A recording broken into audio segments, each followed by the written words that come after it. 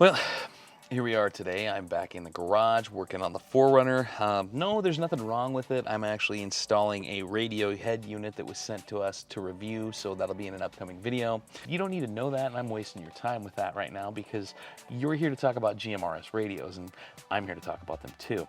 We recently set out an MXT115 VP3 unit from Midland. You might have seen the video of us installing it. I've taken a couple trips with it, I've used it, I've interacted with it, and I really enjoy it. And got back here and I was all ready to go shoot some video this last week to kind of talk about it, give my impression, fulfill what kind of I had discussed with Midland as part of the reason they sent me a radio out. And lo and behold, after a day's worth of shooting some promotional content at the wife's salon, we forgot to lock the car or take all the rest of the stuff out. So the following morning, when me and the kid came out to get in and go to a Boy Scout function, I shortly discovered that my radio was missing, along with my camera tripod, my green screen, my camping stove, and my prescription sunglasses. The radio really hurts because not only was it something that I really enjoy, it was the first thing anybody ever sent to me for free as a YouTuber to review or to do a product demonstration with. So it was like a mark of accomplishment for me to have gotten this thing and not paid anything for it, and then somebody stole it and took it from me. So it kind of hurts, and I've kind of been stewing on that for the last couple of days. And what I will say is I enjoyed that unit so much that because this one got stolen, I didn't just buy one to replace it, we bought two. Part of that pitch that I made with Midland, though, was to make an informative video about GMRS and its benefits for people in the outdoors and overland community. And I kind of see it as a Goldilocks product. And what I mean is that it sits kind of in the middle between the old school free-for-all Wild West low-powered world of CB radio and the high-end, very technical world of amateur or ham radio. What it basically does is it gives you the ability to have some of the power and features of ham radio, but with the lower cost and barriers of entry like a CB. Now, what is GMRS? GMRS is the General Mobile Radio Service. It is a series of UHF frequencies that have been designated by the Federal Communications Commission to be used by private citizens like you and me for two-way short-distance voice communication. Why is GMRS better than Citizens Band or CB radio? Well, if you're not a trucker, you probably don't use CB radio anymore. If you grew up in my era, you grew up on movies like Convoy and Smokey and the Bandit, so you understand what the popularity of Citizen Band radio used to be. Everybody had one. They were wildly popular. Now, over the years, with the advent of cell phones and everything else, they've kind of fallen out of vogue, except the only industry that really uses them is transportation.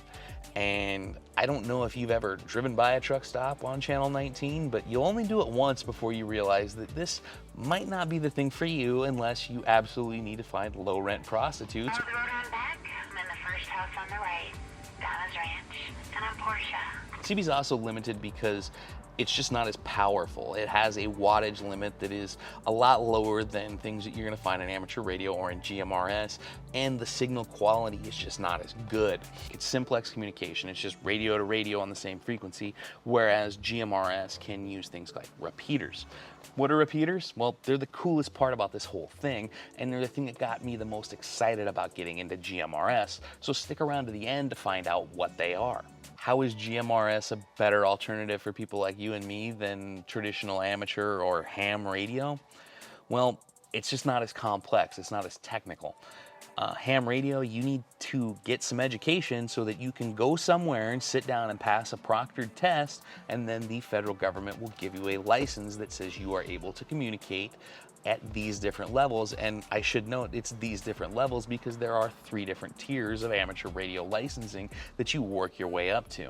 Where it differs from ham is that instead of having a wide range of frequencies that you have to figure out and make sure that you are operating on the right frequency at the correct time and you're not stepping on anybody else's toes, GMRS is a set of dedicated frequencies that are locked into channel numbers by the FCC, and if you have a radio which is Part 95 compliant, which is what you're going to look for when you're buying your first GMRS radio, it means you're never going to have to worry about stepping outside of those boundaries and stepping on any ham radio operators, which is another reason why you don't want to be in the ham world.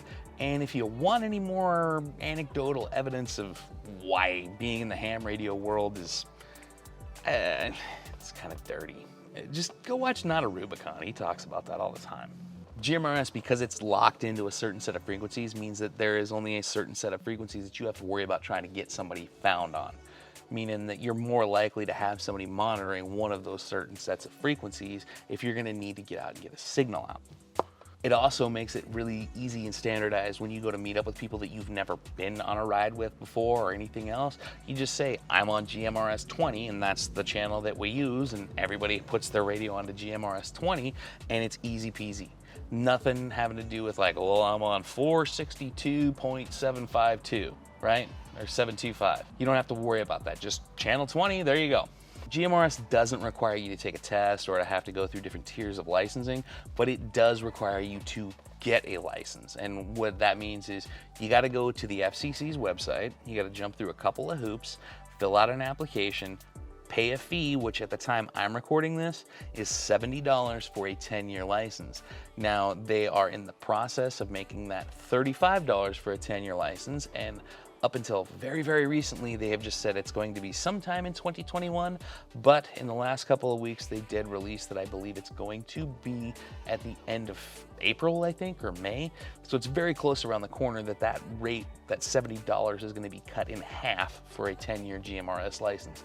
And that license covers an entire family household. So I have my radio call sign, and that covers me, my wife, and my son, and the dog if she can ever figure out how to work a radio. It doesn't just cover us on one radio, it covers us on every radio and every member of the family. So we're gonna have multiple radios in 2 different vehicles, but we're only gonna be operating off of one FCC call sign, and that's perfectly fine.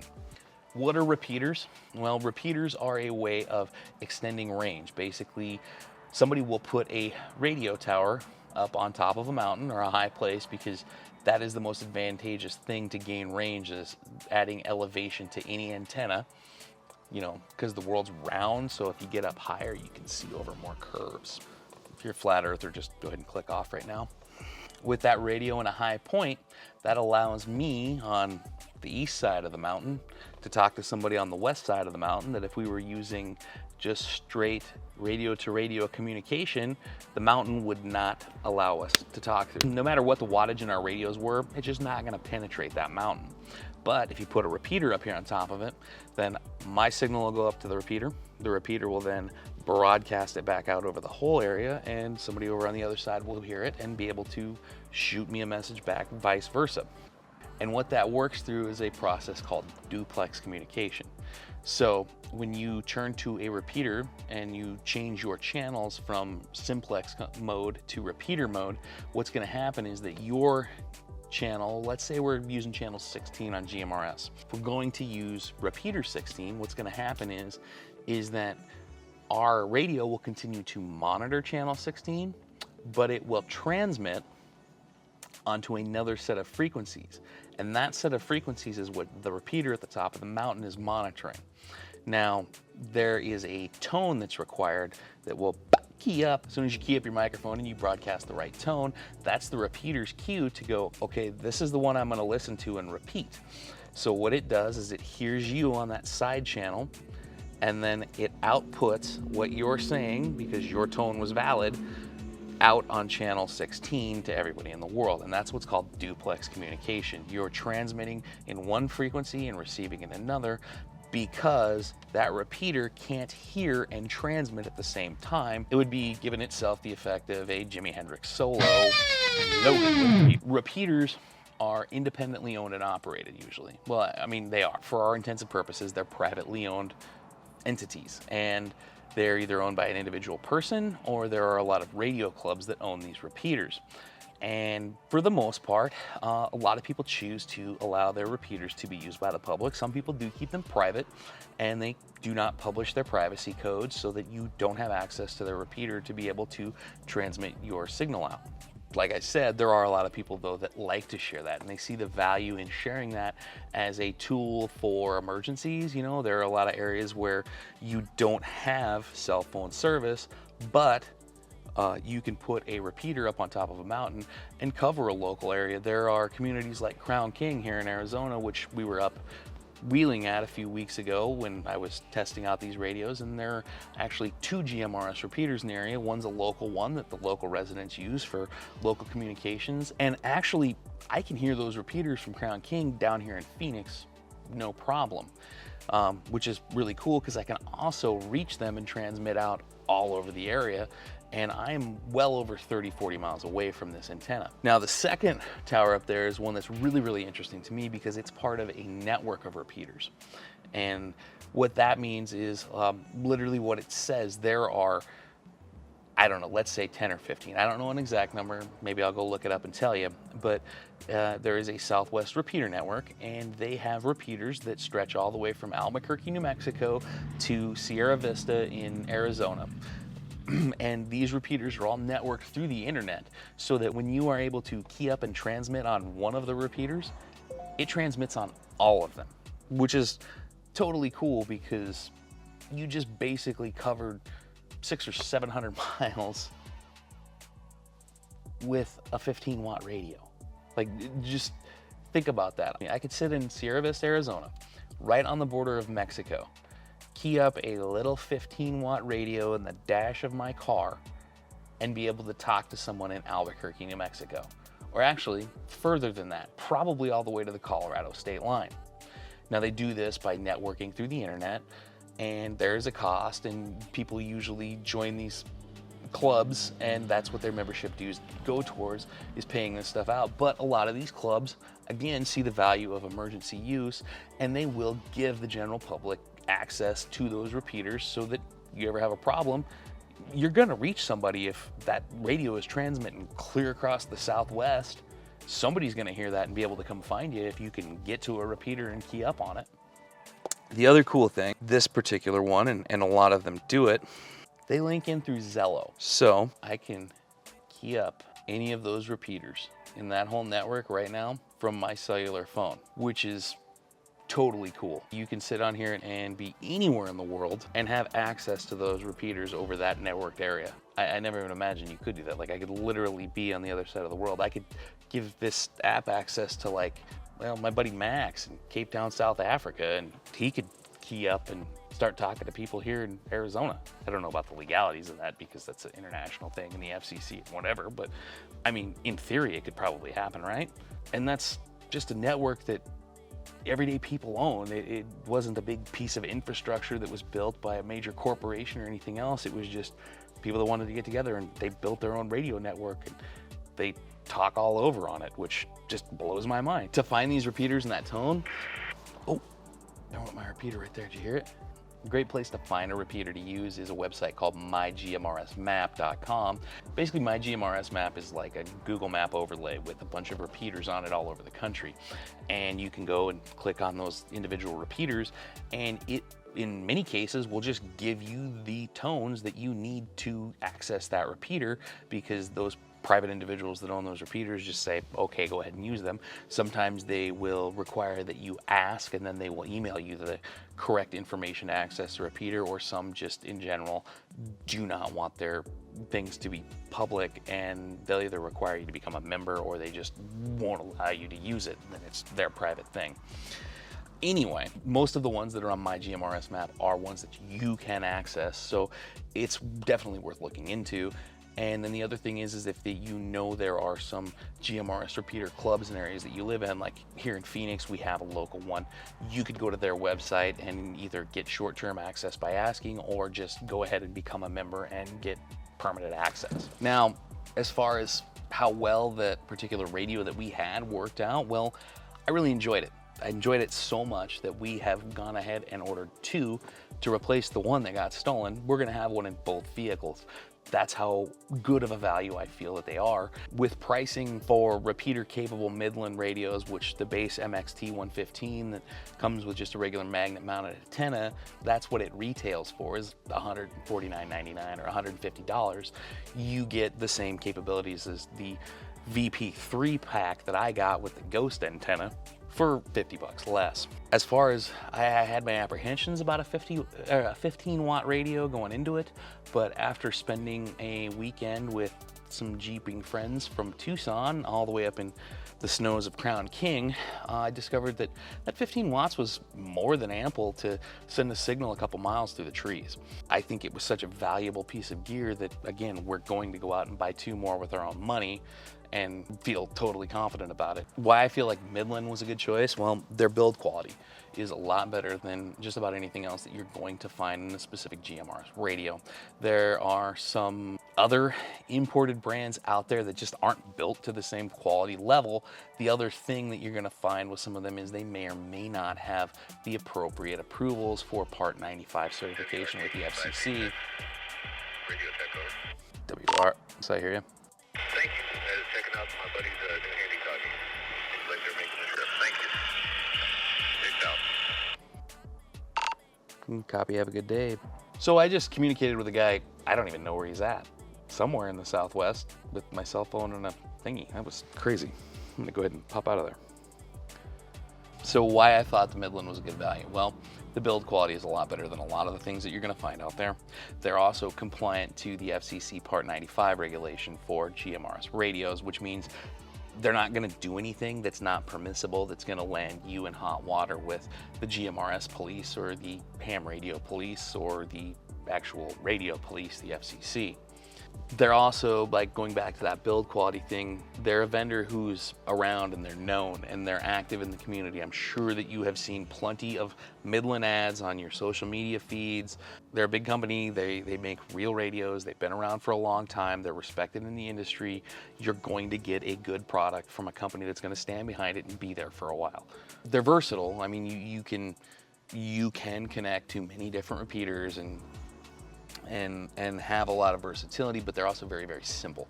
Like, they're the one radio system in the GMRS world that, and I hope she's not watching, but they're the one that my wife would be able to figure it out fairly easy. Maybe not so much with the repeater into things, but I'm pretty sure that I can say, honey, put it on channel 20, and she'll be able to figure that out, and then we'll be able to talk. And that to me is worth it. So, you know, you got to balance it, quality, simplicity, ease of use. There are some other radios out there that have a lot more features and capabilities, but for your basic need of just being able to get out and communicate with other people as you're traveling around, or be able to reach repeaters, or, you know, have that security blanket of being able to reach out and touch someone in off-the-grid areas if there's a repeater available, they're totally worth it. And if you can find one used at a good price, do it. You're just not gonna find it. Like, literally, go look. I'll wait. How'd that go for you? I took a pretty good nap. Did you find one yet? Yeah, I didn't think so. Anyway, if you want to get one, and I do recommend, if you're going to get a GMRS radio, do get one from Midland. Check out the link in the description below. We are an affiliate too, so they will cut us a little bit of a taste of that purchase that'll help fund this channel a little bit more too. So if it was something you were already gonna buy it through one of my links, so you're gonna help fund the channel doing something you were already gonna do.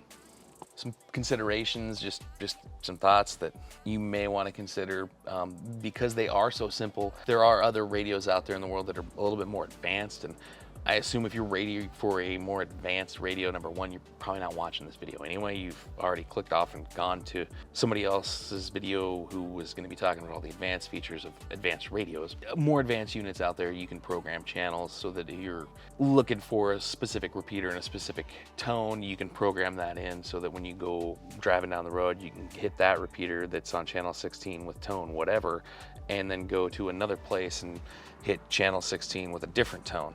But just have that so you could turn a dial and go in between them instead of having to actually get in there and program the tone over and over like you have to do with the Midland. Again, there are certain radios out there that might have those features and be a little cheaper, but the build quality's crap, trust me. The other limitation, which is I mean, it's just a hard limitation. The Midland radios don't do what's called split toning. And what split toning is that they use a separate privacy code for both transmit and receive.